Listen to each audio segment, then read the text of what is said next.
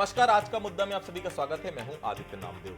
महादेव सट्टा ऐप मामले में छापेमारी के बाद भी भूपेश बघेल का कॉन्फिडेंस जितना डगमगाया नहीं था, उससे ज्यादा कहीं वो मंगलवार रात सीबीआई की दर्ज एफआईआर में नाम आने के बाद परेशान दिख रहे हैं। सिर्फ भूपेश बघेल ही नहीं, पूरी कांग्रेस पार्टी का कॉन्फिडेंस कहीं ना कहीं डगमगाता हुआ दिख रहा है। आज भूपेश बघेल ने प्रेस कॉन्फ्रेंस ली, जिसमें आक्रामकता से ज्यादा वे खुद के बचाव में ही ज्यादा नजर आए। भूपेश बघेल के प्रेस कॉन्फ्रेंस में ऐसे तो कोई नई बात नहीं थी, लेकिन एफआईआर की धारा पर वो जरूर दावा कर रहे थे कि जिस सरकार ने कानून बनाया उस पर आखिर सट्टा ऐप में शामिल होने का आरोप कैसे लगाया जा सकता है। पहले रिपोर्ट देख लेते हैं, फिर चर्चा को हम आगे बढ़ाएंगे। वो काम वो खुश हुआ, उसी तर्ज पे ये काम कर रहे हैं। छत्तीसगढ़ के पूर्व मुख्यमंत्री भूपेश बघेल फिल्मी स्टाइल में राजनीति के तीर क्यों छोड़ रहे हैं? तो इसकी वजह है एफआईआर की एक कॉपी जो पिछले साल 18 दिसंबर 2024 की है, जब दिल्ली में सीबीआई ने महादेव सट्टा ऐप केस में भूपेश बघेल पर एफआईआर की। लेकिन ये एफआईआर करीब 4 महीने बाद मंगलवार को सामने आई है, जिसे लेकर छत्तीसगढ़ की सियासत में भूचाल आ गया है। महादेव सट्टा केस में पूर्व सीएम भूपेश बघेल आरोपी। सीबीआई दबिश के बाद एफआईआर की कॉपी आई सामने। 18 दिसंबर 2024 को सीबीआई ने की थी एफआईआर। रिपोर्ट में पूर्व सीएम भूपेश बघेल समेत 21 लोगों के नाम। एफआईआर में गैम्बलिंग एक्ट के जिक्र पर कांग्रेस के सवाल। एफआईआर की कॉपी 4 महीने बाद आने पर भी काटा बवाल। 26 मार्च को भूपेश बघेल के समेत 60 ठिकानों पर सीबीआई का छापा। राजनेता अफसरों पर प्रोटेक्शन मनी लेने के आरोप। भूपेश बघेल राज्य में कथित तौर पर 6000 करोड़ का घोटाला। दिल्ली में हुई इस एफआईआर के बाद छत्तीसगढ़ में कांग्रेस बवाल काटे हुए है और इसे स्क्रिप्ट से जोड़कर हमलावर है। ये ऑनलाइन गैम्बलिंग को लीगल मानती है या इलीगल मानती है, और यदि लीगल मानती है तो प्रोटेक्शन मनी का सवाल नहीं उठता, और इलीगल है तो अभी तक चल कैसे रहा है? ये केंद्र और भारतीय जनता पार्टी की सरकार मुख्य अभियुक्तों को बचाने के लिए और दूसरों को फंसाने के लिए इस तरह का 7वां 8वें नंबर में नाम दर्ज कर ये साबित कर दिया कि इन्होंने कि मुख्य अभियुक्तों को बचाने का काम कर रही है। कांग्रेस ने सवालों की बारिश की तो बीजेपी ने न सिर्फ जवाब दिया, बल्कि भूपेश बघेल के कार्यकाल में हुए घोटालों को लेकर जमकर हमला बोला। जहाँ तक भ्रष्टाचार में बात हो, कोई कितना छोटा आदमी हो, कोई कितना बड़ा आदमी हो, कोई करप्शन में इन्वॉल्व है तो निश्चित रूप से जांच एजेंसियों के पास सबूत होगा तो कार्रवाई जांच एजेंसियां करेगी। और जांच जिस प्रकार से आगे बढ़ रही है, सीबीआई ईडी लगातार जांच कर रही है, इन्वेस्टिगेट कर रही है, तो कहीं ना कहीं तथ्य है, साक्ष्य है, आधार है। नहीं, वो सीबीआई का केस है भैया, वो सेंट्रल की एजेंसी है, मैं उसके बारे में क्या कहूँगा, परंतु जो भी है जांच तो हो रही है। छत्तीसगढ़ में सत्ता परिवर्तन से पहले बीजेपी घोटालों का जिक्र करती आई है। सरकार बदलने के बाद कांग्रेस पर लगातार मुसीबतों का पहाड़ टूट रहा है। पूर्व मुख्यमंत्री भूपेश बघेल ईडी के बाद सीबीआई के रडार पर है, तो सीबीआई की रिपोर्ट पर भी खूब सियासत हो रही है, जिसने कई सुलगते सवालों को जरूर जन्म दे दिया है।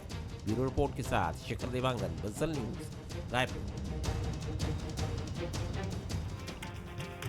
सवाल इस बात का है कि जिस एफआईआर को मंगलवार रात से सनसनी बनाया जा रहा है, उसमें दर्ज तारीख 18 दिसंबर 2024 की है।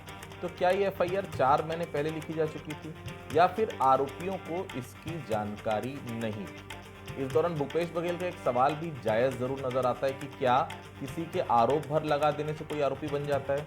भूपेश बघेल की आज प्रेस कॉन्फ्रेंस में जिस शुभम सोनी का नाम लिया गया, आखिरकार उस शुभम सोनी की महादेव सट्टा ऐप मामले में क्या भूमिका है? 21 आरोपियों की लिस्ट से शुभम सोनी क्यों गायब है? और सबसे अहम बात कि भूपेश बघेल पर सबसे ज्यादा शिकंजा पंजाब प्रभारी बनने के बाद ही क्यों कसा जा रहा है? क्या सीबीआई का सियासी कनेक्शन है, या फिर भूपेश बघेल और भ्रष्टाचार के बीच की कड़ी सीबीआई के हाथ लग गई है? और आखिर में कि क्या भूपेश बघेल का चैलेंज सीबीआई स्वीकार करेगी? आज चर्चा में हम भूपेश बघेल के कथित भ्रष्टाचार पर तो चर्चा करेंगे ही, साथ ही साथ ये भी जानने की कोशिश करेंगे कि सरकार बदलने के साथ ही मुख्यमंत्रियों के खिलाफ आरोप और जांच छत्तीसगढ़ में कौन सी नई सियासी परंपरा को शुरू कर रहा है। बंसल न्यूज़ के कुछ सवाल हैं इस विषय पर। क्या कुछ सवाल है? पहला सवाल, अमित शाह के छत्तीसगढ़ आने से पहले एफआईआर की कॉपी क्या कोई बड़ा संकेत है? दूसरा सवाल, जिस अधिकारी ने 4 महीने पहले एफआईआर की उसी के नेतृत्व में छापे के संकेत क्या बताते हैं? तीसरा सवाल, एफआईआर के बाद क्या भूपेश विक्टिम कार्ड खेलने की कोशिश कर रहे हैं? 3 सवाल है जो बंसल न्यूज़ उठा रहा है। मैं मानुष तारीफ को आपको कराऊंगा। उचित शर्मा जी हैं, वरिष्ठ पत्रकार हैं, मेरे साथ स्टूडियो से जुड़े, बहुत स्वागत करता हूँ। संत नेताम जी हैं, कांग्रेस के वरिष्ठ नेता हैं, पूर्व उपाध्यक्ष रह चुके हैं छत्तीसगढ़ विधानसभा के। पिंकी शिवराज जी हमारे साथ जुड़ेंगी, बहुत स्वागत करता हूं। सबसे पहले मैं संत निताम जी के पास चलता हूं। निताम साहब, भूपेश बघेल आज प्रेस कॉन्फ्रेंस में क्या बताना चाह रहे थे? हमें कुछ नयापन नहीं लगा, जो हर बार कहते थे इस बार भी वही कह रहे थे। आज जो उन्होंने बातचीत की वो सफाई वो पहले भी दे चुके हैं कि उनके ऊपर कार्रवाई की गई है। आज कुछ नया नहीं समझ में आया। निताम साहब, देखिए आदरणीय नामदेव साहब जी, ये जो मामला है चूंकि राजनीतिक से परिदृश्य ऐसा है कि माननीय भूपेश बघेल जी का जो कार्यकाल 5 साल रहा है वो छत्तीसगढ़ नहीं पूरे देश में एक अच्छे मुख्यमंत्री के रूप में उन्होंने काम किया और छत्तीसगढ़ की जनता भी स्वीकार किया कि छत्तीसगढ़ी आवाज को बढ़ावा दिया, बस्तर के आदिवासियों को उन्होंने बढ़ाया, छत्तीसगढ़ के ओबीसी वर्ग को उन्होंने सम्मान किया। इस प्रकार से जो 5 साल में जो सरकार चलाया भूपेश बघेल जी ने और 15 साल की जो हमारे रमन सिंह जी के सरकार चला, उसमें लोग तुलनात्मक देखते हैं तो कहीं ना कहीं भूपेश बघेल की जो कार्य करने की शैली है, जो सरकार में चलाने की जो क्षमता है, वो कहीं ना कहीं वो भारतीय जनता पार्टी को रास नहीं आया और कहीं ना कहीं पंजाब के प्रभारी बनाने के बाद जिस प्रकार से आक्रामक इस भूपेश बघेल की छवि को खराब करने का जो काम भारतीय जनता पार्टी के द्वारा किया गया है, सेंट्रल एजेंसी है हम मानते हैं, पर जिस प्रकार से दुरुपयोग कर रहे हैं ईडी और सीडी, ये जितने भी हैं और ये हमारा सीबीआई, ये सारे हमारे कांग्रेस के जो बड़े नेताओं को जो जिसका कद बढ़ते जा रहा है उसको दबाने का काम, इनको विपक्ष के लोगों को जो भी बात करता है अगर सत्ता पक्ष में खिलाफ में, सत्ता पक्ष के खिलाफ में, उसके खिलाफ में ये जो है आए दिन उनके खिलाफ में कार्रवाई करते हैं। जैसे मैंने पहले भी आपके चैनल में 1-2 उदाहरण दिया, जैसे हमारे कांकेर के जो पूर्व विधायक है शिवपाल सूरी के खिलाफ में एफआईआर हुआ, वो भारतीय जनता पार्टी में चले गए तो उनका मामला खत्म हो गया। महाराष्ट्र में एक बड़े नेता जिनका नाम आप भी जानते हैं, वो करोड़ों हजारों करोड़ का घोटाला हुआ, वो शामिल हो गए। तो कहीं ना कहीं भूपेश बघेल जी डरने वाले नहीं है, भूपेश बघेल ने मरने और लड़ने की चिंता नहीं करते, इसलिए उन्होंने निताम साहब जी सर। निताम साहब, आप पुलिस में रहे हैं, मैं तो आपको बहुत सालों से जानता हूं, विधानसभा के उपाध्यक्ष रहे आप, लगातार 2 बार विधायक आप रहे, आपके ऊपर भी चुनाव में बहुत आरोप लगे कि आपने ये पैसा कमाया वो। अरे भाई, सही होता तो आपके यहाँ भी छापा पड़ता ना। निताम साहब के यहाँ छापा क्यों नहीं पड़ा? मतलब निताम साहब ने कुछ गलत नहीं किया ना, नहीं तो अभी तक इतने सारे लोगों के नाम आए सामने, आपका भी नाम होता। मतलब कहीं ना कहीं सीबीआई ने ये भी तो देखा कि निताम साहब ने वाकई में कुछ नहीं कमाया। भाई, इनके यहाँ क्या मिलेगा छापा मारने से? आपके यहाँ तो छापा नहीं पड़ा था ना निताम साहब। देखिए आदरणीय नामदेव साहब जी, मैं आपको एक चीज कहना चाहता हूँ, भूपेश बघेल जी 5 साल छत्तीसगढ़ के सीएम रहे और वो आक्रामक निर्णय, उसके जो कार्य करने की शैली है, वो जानते हैं भारतीय जनता पार्टी की। भूपेश जी अगर रहेंगे विधायक के रूप में, अगर सदन में रहेगा तो कहीं ना कहीं सरकार को घेरने का प्रयास करेगा और कहीं ना कहीं भारतीय जनता पार्टी के आक्रामक के रूप में हमला करेगा, वो सब जानते हैं। इसलिए कहीं ना कहीं भूपेश बघेल की छवि को खराब करने के लिए भारतीय जनता पार्टी, ईडी और हमारे सीबीआई जो केंद्रीय एजेंसी है, उनके इशारे पे काम करके इस प्रकार से जो कर रहे हैं। ठीक है निताम साहब, हालांकि छत्तीसगढ़ की जनता कभी भी आक्रामकता को बर्दाश्त नहीं कर सकती। बहुत सरल सौम्य रहते हुए 15 साल इसी स्टेट में डॉक्टर रमन सिंह ने राज किया है, मुख्यमंत्री रहे हैं वो। पिंकी जी मेरे साथ जुड़ गई हैं, पिंकी शिवराज सिंह साहब मैडम जुड़ी हैं मेरे साथ, बहुत स्वागत करता हूं उनका। पिंकी जी, आज भूपेश बघेल ने चैलेंज किया है कि अगर शुभम सोनी के कहने पर मैं आरोपी बन सकता हूं तो मेरे कहने पर भारतीय जनता पार्टी के शीर्ष नेताओं के खिलाफ एफआईआर दर्ज होनी चाहिए। क्या कहेंगी आप इस चुनौती पर? देखिए, कांग्रेस के नेता आरोप लगाने के लिए माहिर हैं और जिस तरह से अभी तक कांग्रेस का जो चाल और चरित्र लोगों के सामने आया है, उससे साफ जाहिर है कि भ्रष्टाचार के मामले में कांग्रेस के कार्यकर्ता, कांग्रेस के नेता जितने आगे हैं, हम छत्तीसगढ़ के इतिहास में देखें छत्तीसगढ़ बनने के बाद में 15 साल भारतीय जनता पार्टी की सरकार थी। 15 साल भारतीय जनता पार्टी के सरकार में हमारे एक भी मंत्रियों के ऊपर न कोई आरोप लगा, न कोई कार्यकर्ताओं के ऊपर बात हुई। और वहीं आज जब बात आ रही है इनकी 5 साल सरकार की, और 5 साल के कार्यकाल में जितने भ्रष्टाचार इन्होंने किए, छत्तीसगढ़ की जनता ने देखा है कि प्रदेश का विकास तो इन्होंने किया नहीं, केवल अपने कार्यकर्ताओं के घर को भरने का काम किया। और जो लोग हैं, छत्तीसगढ़ को उपयोग करने वाले लोग हैं, ऐसे लोगों को संरक्षण देने का काम यहाँ के लोग किए, चाहे कांग्रेस के नेतागण किए, चाहे उनके चाहते अधिकारी हो, चाहे उनके कार्यकर्ता हो, सबको संरक्षण देने का काम और भ्रष्टाचार में बढ़ावा देने का काम कांग्रेस ने किया है। ठीक, मैं आपके पास लौटूंगा पिंकी जी। उचित जी मेरे साथ जुड़े हो, मैं आपके पास लौटूंगा। कुछ टेक्निकल इशू आ रहा है, मैं लौटूंगा आपके पास। उचित जी, कहा जाता है कि कर्मा रिटर्न्स, मतलब जैसा बोएंगे वैसा काटेंगे। भूपेश बघेल ने भी सीएम रहते कई भारतीय जनता पार्टी के नेताओं के नाक में दम किया था, आप साक्षी हैं। अब वही स्थिति उनके साथ है। मौजूदा परिस्थिति को क्या हम परंपरा से जोड़कर देख सकते हैं उचित जी? जी बिल्कुल आदित्य जी, आज की राजनीति में ऐसी परंपरा हो गई है कि ये एक दूसरे के व्यक्तिगत आरोप प्रत्यारोप और जितने भी आर्थिक अपराध हुए हैं उनका दामन उनके साथ उनका लपेटने की परंपरा हो गई है। ये पिछली बार भी थी, अभी भी है खासकर। हालांकि पिछली बार इतने महीन ढंग से कार्य नहीं हुई थी। मैं कहूँगा कि रमन सिंह की सरकार में बहुत सारे लोग बचे हुए थे। अगर केवल डॉक्टर पुनीत गुप्ता की बात करें तो वो एक केस ऐसा हुआ था, लेकिन अंततः वो भी उसमें किसी को सजा हुई है, ना कोई MLA, ना कोई मंत्री, ना कोई जेल में है, ना कुछ। तो जो पिछले 5 साल में जो 18 से 23 के कार्यकाल में जितने भी घोटाले हुए हैं, अभी वर्तमान की भारतीय जनता पार्टी भले क्योंकि वो केंद्र से गाइड है, ये बात भी सत्य है कि जितने भूपेश नो डाउट कि बहुत एग्रेसिव बैट्समैन है, एग्रेसिव राजनीति करते हैं, भूपेश सबसे ज़्यादा उनकी आंख में खटकते हैं और खटकते रहेंगे। उसका सबसे बड़ा कारण है कि भूपेश का ऑरा, भूपेश की TRP, भूपेश का व्यक्तित्व, भूपेश के पैसा, ये भी कह रहा हूँ, वो जैसे भी हो, जहाँ के भी हो, तो एक ऐसे नेता है कि वो आज भी वापस कांग्रेस को खड़ा कर सकते हैं। और इतना माजदा अभी भी किसी में कांग्रेस में है नहीं। स्पष्ट रूप से कहें, चाहे वो TS बाबा हो, चाहे नेता प्रतिपक्ष हो, चाहे तामध्वज साहू जी हो, चाहे रविंद्र चौबे हो, चाहे अमितेश शुक्ला हो, कोई भी नेता ऐसे नहीं है कि जो वापस, चाहे मोहम्मद अकबर भी, ऐसे कोई नेता नहीं है कि जो खड़ा कर सके। आज आप देखिए कि जिस तरीके से वो विक्टिम कार्ड खोलने का निश्चित तौर पे वो प्रयास करेंगे ही, क्योंकि अब वो अकेले हैं।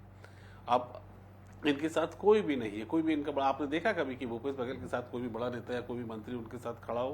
क्या मोहम्मद अकबर आपको कभी दिखे? रविंद्र चौबे आपको दिखे? क्या अमितेश शुक्ला आपको दिख रहे हैं? तामध्वज साहू दिख रहे हैं? ये नहीं दिख रहे हैं, क्योंकि भूपेश अकेले दम पे पिछली बार भी उन्होंने 18 के चुनाव पर राजनीति में भारतीय कांग्रेस को वापस लेके आया था और एक शिकस्त उन्होंने भाजपा भारतीय जनता पार्टी को दी थी, जो 15 साल से लगातार चली आ रही थी। उचित जी, बचपन में हम लोग पढ़ते थे, बोया पेड़ बबूल का तो आम कहाँ से होए। जी जी, तो मैं वही आ रहा हूँ, मैं वही आ रहा हूँ। तो आज जो सिचुएशन है, देखिए पिछले 5 साल में ऐसा नहीं कि बहुत ईमानदारी से काम हुए हो। आपने DMF कांड को आप और हमने यहीं पे चर्चा की, आबकारी कांड को हमने यहीं से चर्चा की, महादेव सट्टा ऐप पे आप हम लोग के साथ कई बार डिबेट में हम लोग बैठे हैं। तो ये जो चीज़ें हैं ये निकल के आएंगी। यही बड़ा कारण था कि जो 72-73 सीट से जो आज की स्थिति में 33-34 में कांग्रेस आ गई, ये एक बड़ा कारण था। और मूल कारण अगर सही बोले कि ये जो करप्शन था, जिसके पूरे नेतृत्व एक CM हाउस कर रहा था उस वक्त, तो CM हाउस का एक पूरा कैबिनेट उसमें लगा हुआ था, ये एक बड़ा कारण है। तो ये भी एक रीज़न हो सकता है कि भूपेश आज की डेट में अगर अकेले हैं, अगर आप उस समय भी साथ लेके चलते तो शायद आपके साथ टीम खड़ी होती। उस वक्त आप अकेले लड़ रहे थे, उस वक्त आप अकेले शासन कर रहे थे, उस वक्त हालांकि जब करप्शन की बात हो रही है तो करप्शन तो सामूहिक था। मैं नहीं कहूँगा कि केवल CM हाउस से ही करप्शन हो रहे थे या उनके इंस्ट्रक्शन पे करप्शन हो रहे थे, इंडिविजुअल कैपेसिटी में हर विभाग में, चाहे जब किसी का भी हो। तो फिलहाल आज की डेट में भूपेश अकेले है, लेकिन वो एक इकलौते नेता है जो आज की डेट में फिर भी कांग्रेस का सबसे बड़ा चेहरा है और सबसे बड़ा चेहरा हो सकते हैं, और वो एग्रेसिव बल्लेबाज है, वो पलट के फिर वापस आएंगे। नेतान साहब, क्या करेंगे? विकल्प क्या है आपके पास सिवाय CBI के फरमान के आगे झुकने के? और क्या आज जो भूपेश बघेल ने डर दिखाया है, उन्होंने कहा है कि CBI उन्हें गिरफ्तार करना चाहती है, आप लोग को भी यही डर है कि बघेल जी कभी भी गिरफ्तार हो सकते हैं? नेतान साहब देखिए, भारतीय जनता पार्टी के जो मंशा है वो कहीं ना कहीं हमारे भूपेश बघेल जी को कमजोर करने का एक उनको लगता है कि इसको कमजोर किया जाए, जिसमें से हमारे वरिष्ठ पत्रकार शर्मा जी ने बहुत ही स्पष्ट कर दिए कि भूपेश बघेल जी एक ऐसे नेता है तो कांग्रेस के लिए बहुत बड़े काम कर सकते हैं, वापस ला सकते हैं, बहुत बड़ी बात है। पर एक चीज मैं कहना चाहता हूँ, ये तो आरोप है साहब, किसी के ऊपर भी FIR हो सकता है, कई बार घटना होती है तो हो जाता है, कई बार नहीं होने के बाद भी एफआईआर होता है। तो ये तो माननीय न्यायालय जब वो न्याय देंगे, जब डिसीजन होगा, जब वो न्यायालय में जब दोष सिद्ध पाए जाएंगे, तभी हम उसको आरोपी कह सकते हैं। ये तो केवल आरोप है आदरणीय नेताम साहब, सवाल जी, उचित ये जी तो ये भी उठा रहे हैं कि अब उनके पीछे बड़े नेता क्यों नहीं हैं। आप विधानसभा के उपाध्यक्ष थे, लेकिन रायपुर में कोई और बंधु चलाते थे, दुर्ग के आगे उधर आप चले जाएं तो एक खान साहब आ जाते थे, बिलासपुर में जाएं तो एक श्रीवास्तव साहब आ जाते थे, बस्तर वहां जाते थे सरगुजा में तो अमरजीत भगत जी का चलता था, मोहन अब जो आपके थे विधायक, माफ कीजिएगा, जो प्रदेश अध्यक्ष रह चुके हैं, उनकी कोई सुनता नहीं था वहां पर। आपके साथ भी क्या होता था 5 साल, क्या वो हम सब ने देखा है। तो भाई अगर साथ लेके चलते तो ये सब साथ खड़े होते ना। अभी तो फिलहाल कांग्रेस को सबके साथ खड़े होने की है, वही तो साथ नजर नहीं आया। एकला चलो पहले भी था, आज भी वही एकला चलो है। कैसे कांग्रेस उबर पाएगी? देखिए साहब, ऐसा है कि सबको लेके चलना ही हमारे कांग्रेस पार्टी का विचारधारा है। कहीं ना कहीं सभी व्यक्तियों को पूछा जाता है, कई बार ऐसा होता है आप घर के भी अगर मुखिया हैं तो सब आदमी को, घर के हर परिवार के सदस्य को आप संतुष्ट नहीं कर सकते। हमारे कांग्रेस का जो वो है बड़ा दायरे में मतलब है, नेताम और कहीं साहब ना कहीं संतुष्ट कोई ना रहे कोई 5 साल ना? असंतुष्ट रहेगा। जी, नेताम साहब संतुष्ट मेरा रहे ना कहना 5 है साल? जी, मेरा यह कहना है नेताम साहब कि संतुष्ट भूपेश रहते तो बघेल आप जी चुनाव सबको नहीं लेके- हारते। पहली चीज, आप अगर संतुष्ट रहते तो आप चुनाव बिल्कुल नहीं हारते। पिंकी जी के पास चलता हूं। पिंकी जी, क्या बदला ले रहे हैं क्या आप लोग? बघेल जी की बातों से 100% तो सहमत नहीं हो सकते, पर कुछ सवाल उनके जेन्युइन हैं। आपको नहीं लगता जो सवाल वो शक पैदा करते हैं जांच एजेंसियों की नीयत पर, शुभम सोनी को क्यों आरोपी नहीं बनाया गया, जो शुभम सोनी ने लिख के दिया, जो किसी ने लिख के दिया, उस आधार पर आपने सीधा सीधा भूपेश बघेल को आरोपी बना दिया? पिंकी जी। देखिए, सबसे पहले तो आपने जो बात कही वास्तव में मैं भी आपके बात का समर्थन करती हूँ कि बोए पेड़ बबूल का तो आम कहाँ से होए। और इन्होंने जो 5 साल के कार्यकाल में इतना भ्रष्टाचार, इतना बड़ा घपला किया कि सीएम हाउस के लोगों तक और इनके जो सचिव थे, उन तक भ्रष्टाचार का बड़ा मामला उजागर हुआ।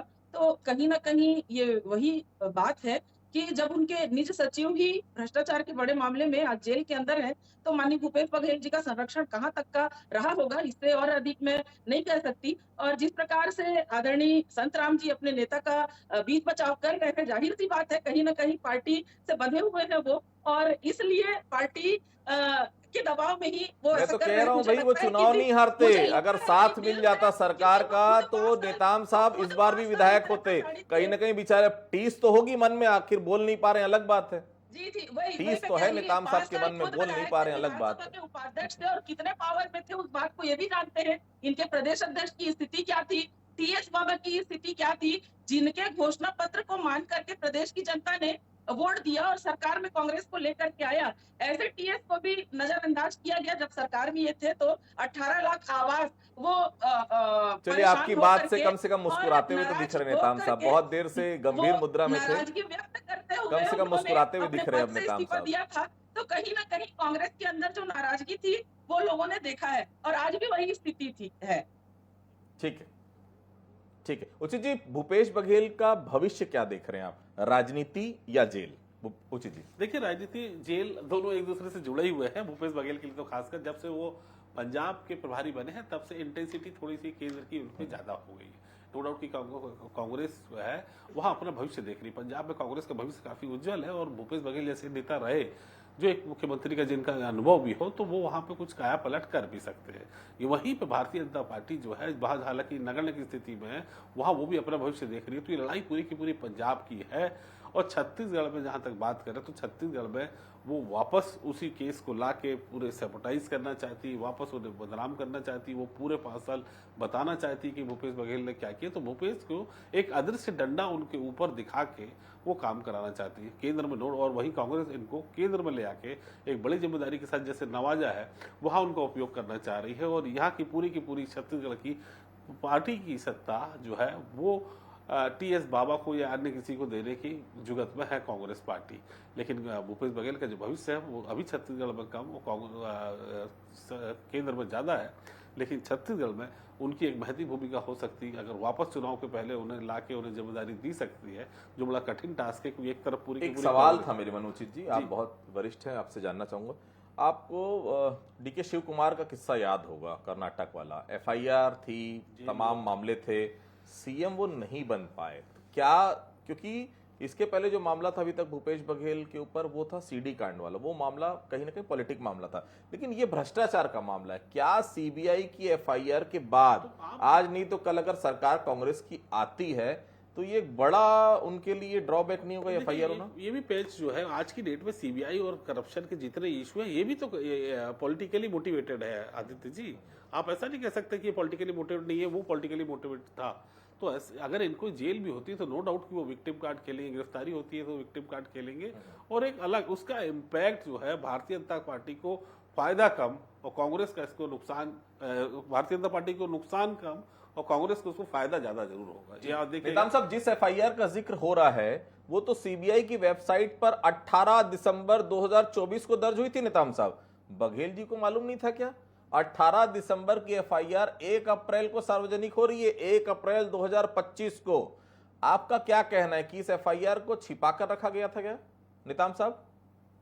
देखिए, सबसे पहले तो मैं ये कहना चाहता हूँ कि जिस हिसाब से ये सीबीआई की जो कार्रवाई है और जिस हिसाब से 18 मार्च के जो आपने के द्वारा कहा जा रहा है पर 1 अप्रैल को सार्वजनिक देखा होगा, पर कहीं ना कहीं मैं ये कहना था, कहीं साजिश लगता है मुझे, कहीं ना कहीं इशारा पे काम हो रहा है। आज महादेव सट्टा ऐप की बात कर रहे हैं, आज भी सरेआम पूरे चल रहा है। आज छत्तीसगढ़ सरकार देश में पूरे जगह हमारे ज्यादातर बीजेपी की सरकार है। आज सट्टा महादेव ऐप क्यों बंद नहीं हो रहा है? मेरा एक सवाल है कि आज कहीं ना कहीं सरकार के संरक्षण में, डबल इंजन की सरकार में एक काम और गति से चल रहा है। तो आखिर हमारे समय में माननीय भूपेश बघेल के ऊपर आरोप लगा रहे हैं। आज जो उन्होंने कहा कि किसी शुभम के कहने से मेरे ऊपर एफआईआर हो जाएगा, क्या ये कहने से नहीं होता है साहब? कहीं ना कहीं साफ सबूत, उसके तथ्य होना चाहिए। और कई नेताओं के खिलाफ में एफआईआर है, पर आज तक कहां उनकी गिरफ्तारी हुई? पर कहीं ना कहीं इनकी रणनीति है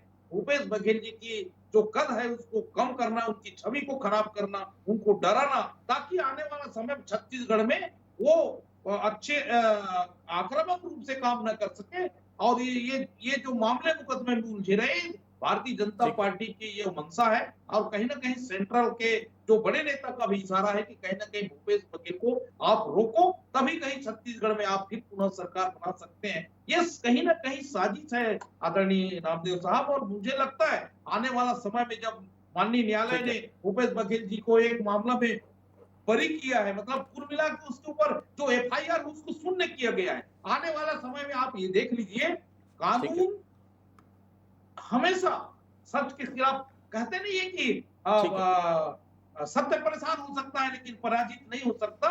आज भूपेश बघेल जी परेशान हैं, आने वाला समय में देखिए भूपेश बघेल जी को न्याय मिलेगा। माननीय उच्च जो भी न्यायालय होगा, हमको उस पर भरोसा है। और भूपेश बघेल जी और के खिलाफ में जो एफआईआर हुआ है उसके दूध और पानी का पानी होगा, ये 100% सही है। आप देख लीजिए। ठीक। पिंकी जी, नेताम साहब बहुत साफ कह रहे हैं, अभी भूपेश बघेल परेशान हो रहे हैं, इशारा यही कि अगली बार सरकार जब बनेगी तो फिर आप लोग परेशान होंगे। 20 और 21 नंबर पर किसी ब्यूरोक्रेट का नाम नहीं है। एफआईआर जो दर्ज की गई पिंकी जी, उसमें 20 नंबर पर जगह छोड़ी गई है, 21 नंबर पे भी जगह छोड़ी गई है, मतलब कोई नामजद उसमें कुछ नहीं लिखा हुआ है। जबकि रायपुर में कई आईपीएस और 2 एडिशनल एसपी के घर में छापेमारी भी हुई थी प्रदेश में, मतलब अपनी एफआईआर से बाहर रखा है उनको अभी तक सीबीआई ने, या फिर मौके का इंतजार कर रही कि अपनी सहूलियत के हिसाब से नाम एंट्री कर देंगे। हो सकता है आईपीएस का नाम आ जाए, हो सकता है किसी और बिल्डर का नाम आ जाए, कोई बड़े नेता का नाम आ जाए उसमें। पिंकी जी। आदित्य जी, इस विषय पर मैं कहना चाहूंगी कि जिस प्रकार से कांग्रेस बौखलाई हुई है, आज नजर आ रही है, जिस प्रकार से जब इनके यहाँ ईडी के छापे पड़े, सीबीआई की जब कार्रवाई हो रही है, तब से लेकर के आज तक अपने नेताओं को बचाने के लिए, अपने कार्यकर्ताओं को बचाने के लिए जिस प्रकार की बयानबाजी कांग्रेस दे रही है, इससे साफ जाहिर होता है कि कहीं ना कहीं कांग्रेस दोषी है और दोषी होने के कारण ही अपने बीच बचाव में इस तरह की लड़ाइयां लड़ रही हैं और आरोप प्रत्यारोप का काम कर रही हैं। देखिए, सीबीआई की एजेंसी का अलग मामला है ईडी के भी छापे पड़े और उसके बाद में आज सीबीआई की कार्रवाई हो रही है। सेंट्रल का मामला है और जब अनियमितता की बातें आती हैं, किस प्रकार अपराध की बातें आती हैं, तो केंद्रीय जो अन्वेषण ब्यूरो है उनके माध्यम से जांच की कार्रवाई होती है। और अगर आप दोषी नहीं है तो आपको सीधे सीधे जांच एजेंसी के साथ में सहयोग करना चाहिए, उनको अपनी बात रखनी चाहिए, ना कि उलूल जुलूल हरकत करके आप भारतीय जनता पार्टी के ऊपर आरोप लगाएं या भारतीय जनता पार्टी के नेताओं के ऊपर आरोप लगाएं। इनके नेताओं का तो कहना था कि भारतीय जनता पार्टी अगर हमारी सरकार आएगी तो इनके कार्यकर्ताओं के ऊपर हम जांच कमेटी बिठाएंगे, काम होंगे। 5 साल इनकी सरकार थी, लेकिन क्या इन्होंने कोई जांच कमेटी बिठाई, काम भी किए, करे भी, लेकिन उसके बावजूद भी ना हमारे एक भी मंत्री के ऊपर कोई आरोप सिद्ध कर पाए, ना हमारे कार्यकर्ताओं के ऊपर सिद्ध कर पाए। और ये जब सरकार में थे तब से लेकर के आज तक लगातार इनकी जो बातें चल रही हैं, कई सारे मामले कोर्ट में है, इनके ठीक कई है। कार्यकर्ता, इनके चहेते नेता आज जेल के अंदर हैं, और अब जब इनके नेताओं की बारी आ रही है तो इनके कार्यकर्ताओं के मुंह खुल रहे हैं और आरोप प्रत्यारोप के अलावा और कोई बात ही नहीं हो रही ठीक है। है। मैं आपसे स्पष्ट कहना चाहूंगी आदित्य ठीक, जी, उसी जी भारतीय सीबीआई के जनता ऐसे पार्टी की प्रकरण जब का अनुभव सरकार है कि आई, आपको कि 4 महीने पहले एफआईआर हो जाती है और संबंधित को सूचना तक नहीं दी जाती। बघेल जी कोई कच्चे खिलाड़ी तो है नहीं उचित जी, उसी समय अगर उनको जानकारी रहती तो वो खुद एफआईआर को सार्वजनिक कर देते, कम से कम हमको और आपको तो बुला ही लेते। सीबीआई की ऐसी परिपाटी रही है क्या? क्योंकि मेरी जानकारी में पहला मामला जब इस प्रकार 4 महीने बाद कोई एफआईआर सार्वजनिक हो रही, हो सकता है मैंने नहीं देखा, हो सकता है आपने नहीं देखा, कोई नेशनल मीडिया नहीं देख पाया, कोई कांग्रेस का कार्यकर्ता नहीं देख पाया, इवन किसी को भनक तक नहीं लगी। 18 दिसंबर की एफआईआर 4 महीने बाद पता चल पा रही है उचित जी। देखिए, इसके तो कई राजनीतिक कारण हो सकते हैं, लेकिन ये बात सत्य है कि ऐसा कोई प्रकरण हम लोगों ने देखा नहीं। ये क्योंकि ईडी की साइड हो, सीबीआई की साइड हो, ऐसे कई लोग देखते रहते हैं, तो मुझे नहीं लगता कि इसे दिसंबर 2024 में डाला गया होगा। ये जरूर है कि डाला उस समय होगा, लेकिन उसको पारदर्शिता तरीके से 2024 की एफआईआर को अभी लाना एक सोची समझी उनकी स्ट्रेटेजी का पॉइंट हो सकता है, क्योंकि हर आदमी, हर पत्रकार ईडी की और सीबीआई की साइट 24 घंटे में एक बार जरूर आप और हम जैसे लोग खंगाल तो लेते हैं कि आज क्या नया है। तो ये छुपाया गया है, निश्चित तौर पर इसमें कोई शक शुबा तो नहीं दिख रहा है, ये छुपाया गया है और कल और परसों जो है वो इन्होंने एक्सपोज किया है इसमें। तो क्या भूपेश बघेल के लिए कोई स्क्रिप्ट पहले से सीबीआई ने तैयार करके रखी है? क्योंकि जो डीआईजी हैं अभिनव खरे, चौथे नंबर पर अगर एफआईआर की कॉपी आपके पास हो तो जरूर देखिएगा, वो जब दिल्ली में एफआईआर ये हुई है और उनका साइन नीचे है, यही वो अधिकारी हैं जिन्होंने अभी सीबीआई के अधिकारी के रूप में रेड मार की, जो रेड की पूरी कार्रवाई हुई इन्हीं के नेतृत्व में, यहाँ भी वो कार्रवाई हुई है। एफआईआर 4 महीने अगर पहले दर्ज हो जाती है तो कैसे किसी को पता नहीं चला। और सबसे बड़ी बात यह है कि लगातार भूपेश बघेल पे कार्रवाई होना, क्योंकि इसके पहले हमने हिमाचल में सुक्खू जी की सरकार देखी है, अशोक गहलोत की सरकार देखी है, कर्नाटक में सरकार देखी, इतनी ज़्यादा कार्रवाइयाँ किसी स्टेट में नहीं हुई। तो क्या ये मान के चला जाए कि 5 साल बड़ी तादाद में भ्रष्टाचार यहाँ पर हुआ है, उसी के चलते बड़े नेता निकल नहीं पा रहे? ये अपने आप में बड़ा सवाल है। आप सभी हमारे से जुड़े, आप सभी लोग का बहुत बहुत धन्यवाद। आज का मुद्दा में फिलहाल इतना ही, बाकी खबरों के लिए आप लगातार बने रहिए बंसल न्यूज़ के साथ। नमस्कार।